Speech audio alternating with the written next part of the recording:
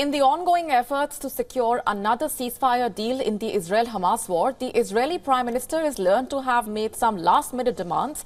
Israeli delegates had met on Friday in Paris with Qatari, Egyptian and US mediators. The Israeli media reported that Netanyahu wants high-level Palestinian security prisoners released in the deal be deported to Qatar as a precondition.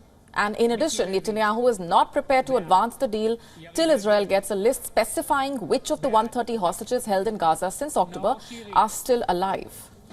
Some unnamed officials in these reports reportedly accused Netanyahu of trying to ruin the nascent hostage deal to appease far-right elements in his government.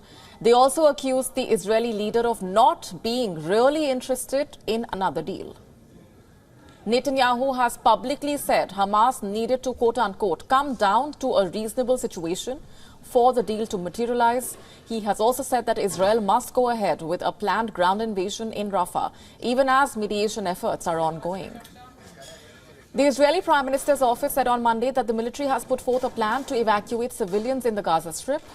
The UN chief, Antonio Guterres, has warned an all-out offensive in Gaza's southernmost city, Rafah, will be the final nail in the coffin. He said Rafah is the core of the UN's humanitarian aid operation in Palestine, and an all-out Israeli offensive in the city would be devastating for the over 1 million Palestinian civilians there.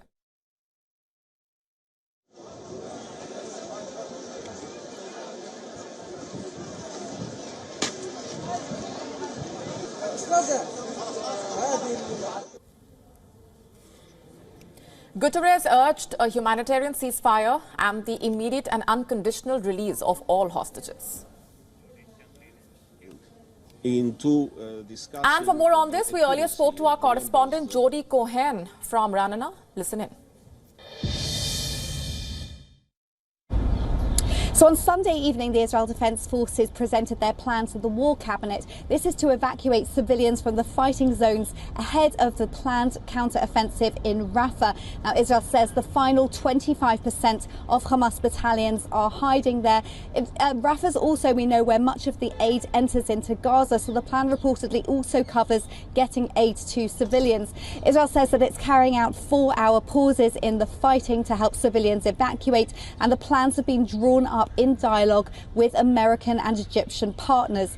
Now, Prime Minister Netanyahu has said that Israel will launch the operation in Rafah by Ramadan if a hostage release deal is not reached. He's also said that a deal would delay the operation, but that it needs to happen ultimately to defeat Hamas. Now, War Cabinet Minister Benny Gantz has said that to those saying that the price is too high, Hamas has a choice and they can surrender. WION now available in your country. Download the app now. Get all the updates on the move.